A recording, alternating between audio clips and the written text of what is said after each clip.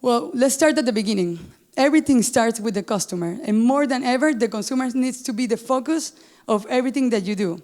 60% of the world's GDP is driven by consumer spending. That is a lot of power. And consumers are more and more aware that they have the power in their dollars to either buy or boycott. You get it? Buy or boycott all of these brands.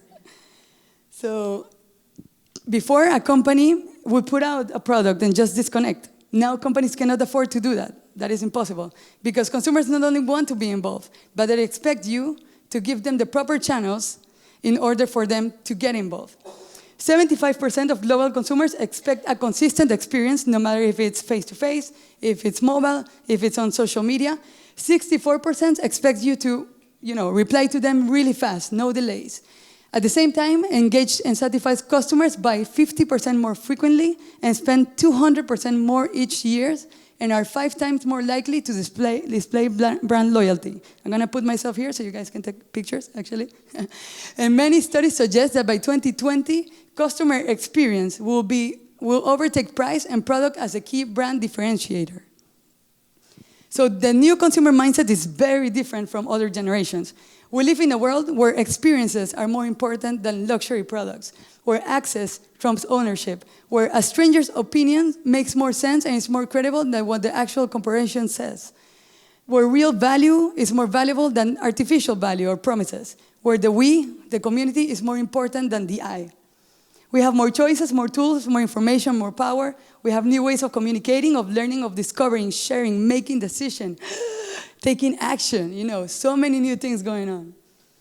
This is a picture of the traditional way that a consumer went from knowing about the brand to actually making a purchase. So it all started with awareness. First, you heard probably in a commercial, you learned about the brand, or you saw it at your house all of your life, so we're aware of this brand. Then came familiarity. Maybe you saw it later in a magazine, maybe a friend told you about it, so you were more and more familiar with this brand, what it does, the products. Then came consideration. When you had a problem, boom, this brand came into your mind. For example, hey, I have bad breath today. Okay, let's use Listerine.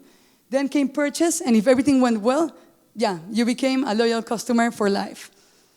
Needless to say, this model is completely obsolete nowadays.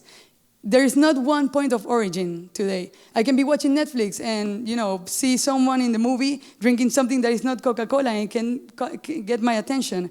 Or maybe I am in Facebook and Facebook tells me, hey, why don't you follow this page according to the likes that you have? Maybe I am in a WhatsApp chat and my friends are talking about this new soap that is not Johnson & Johnson or the traditional soaps. There are many different ways that a consumer can learn about a brand. But at the end of the day, and the important thing to remember is that your actions are your best marketing. Trust takes a whole new role in this world that we live in today. Trust is extremely, can you go back, por favor? Yeah, trust is extremely important because, consumers are looking to buy. Can you pass the slide, please? And another very interesting shift that is going on is this new economic model called the sharing economy, which is defined as a peer-to-peer based activity of acquiring, providing, or sharing access to goods and services that are facilitated by a community-based online platform. So basically today, you can literally share everything. You can share your house on Airbnb, you can share your car on Uber, you can share your bike on Spinlister, you can share the place where you work on WeWork. You can even share your Wi-Fi. You can share, I couldn't believe when I found this. I'm like, your Wi-Fi? Really? In the US and the UK, it is estimated that 80% of the things that we own are only used once per month. And many experts predict that very soon we will live in an only sharing-based economy.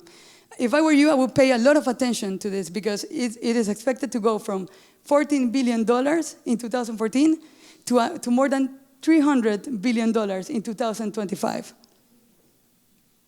So the way that we consume and think about consuming is definitely changing, but also the way we plan and we live is changing.